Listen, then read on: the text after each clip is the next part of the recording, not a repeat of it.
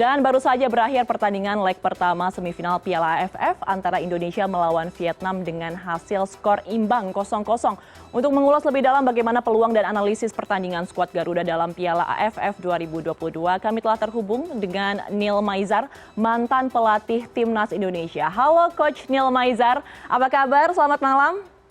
Selamat malam, Mbak.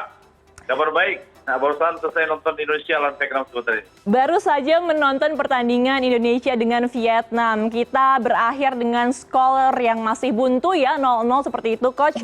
Dan tadi juga sudah ada perpanjangan waktu, namun juga belum bisa memecah gol dari gawang Vietnam. Tapi bagaimana Anda melihat pertarungan skuad Garuda melawan Vietnam hari ini? Apakah sebenarnya ini sudah cukup baik atau sebenarnya masih ada beberapa hal yang bisa dimaksimalkan kembali, Coach? Ya, secara umum ya, secara taktikal dan strategi sebenarnya Coach Sinteyong sudah menjalankan apa yang diinginkan. Tapi kan masalahnya sekarang kan masalah finishing touch-nya. Jadi ketika di depan gawang anak-anak tidak bisa menerapkan apa yang mereka lakukan, harusnya beberapa peluang saya lihat tadi Marcelino ya, yang di depan gawang tapi kena sama penjaga gawang. Habis itu ada si Dendi. Jadi memang pemain Indonesia terutama di 15 menit pertama itu sangat luar biasa. Mereka bisa melakukan transisi dari defense to attack, dan ketika dia kalah bola dia lakukan terpassing di depan area pertahanan.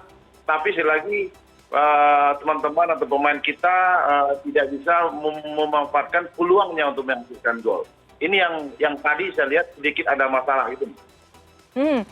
Berarti salah satunya memang masalah akurasi dan juga finishing ya, Coach. Dan kalau kita lihat beberapa waktu kemarin, pelatih Sinteyong ini juga sempat mengatakan kecewa atas performa Timnas Garuda. Padahal sebenarnya kita tidak pernah kalah, 2 kali seri ya. Dan terakhir melawan Brunei 7-0.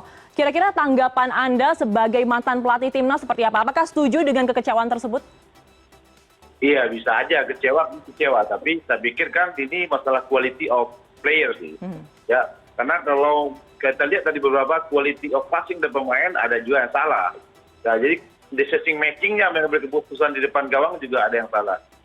Saya pikir pemain ini udah maksimal sih, pemain kita udah maksimal, udah menerapkan taktik strategi yang diinginkan oleh Sinteyong. Ya, tapi hasilnya ya seperti yang kita tidak harapkan. Harusnya kita bisa menang 1-0 tadi atau 2-0 tadi. Apalagi di 5 menit terakhir atau 10 menit terakhir kita udah bisa mempersun pertahanan lawan, daerah pertahanan Vietnam, dia tidak bisa ngapa-ngapain. Dan saya lihat taktikal di Vietnam udah selesai buat dia, karena dia ingin draw aja, 0-0 buat dia udah luar biasa. Gitu, Mbak.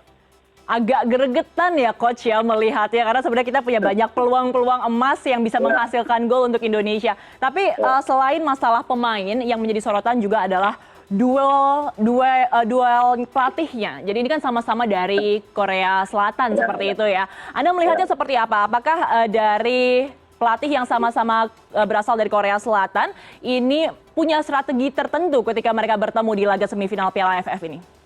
Pasti, Mbak. Contohnya hari ini siapa namanya pelatih dari Selatan Pak Kang Yung ya.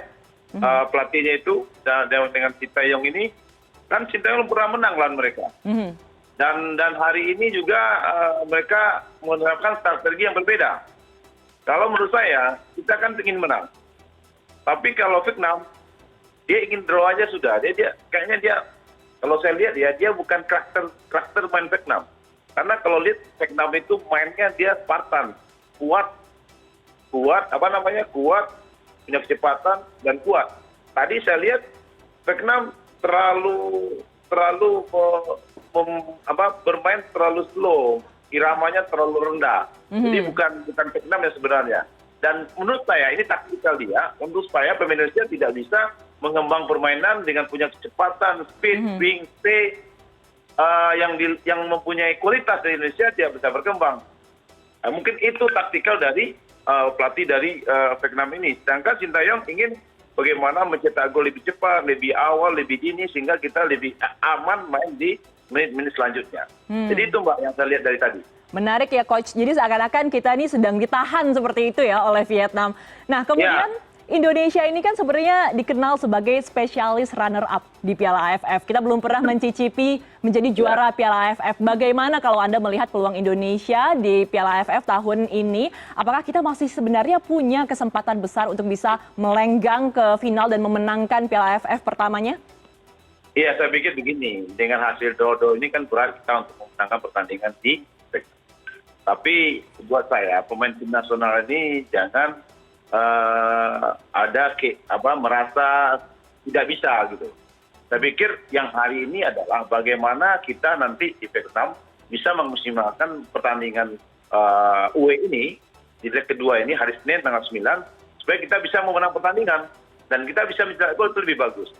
Tapi saya lihat Vietnam juga tidak mau dia membuang peluang-peluang ini karena mereka main di tuan rumah. Dia akan memanfaatkan segala cara untuk bisa menang pertandingan dan dia masuk ke final apapun lawan nanti. Dan ini pemain Indonesia harus kuat mental, kuat strategi bagaimana kita apapun yang terjadi di Vietnam kita harus berkeinginan untuk menang pertandingan. Untuk memenang pertandingan dengan fight spirit yang tinggi, dengan motivasi yang tinggi tanpa kena lelah. Itu yang penting, Pak. Baik, jadi harus kuat fisik, mental, dan juga strategi ya untuk Timnas Indonesia. Terima kasih banyak Coach Neil Maizar, mantan pelatih Timnas Indonesia. Kita berharap semoga tahun ini skuad Garuda dapat menuntaskan dahaga menjadi pemenang Piala AFF dan mematahkan stigma spesialis runner-up ya Coach ya. Terima kasih sekali lagi Coach, selamat olahraga, salam sehat selalu. Terima kasih Mbak, selamat olahraga.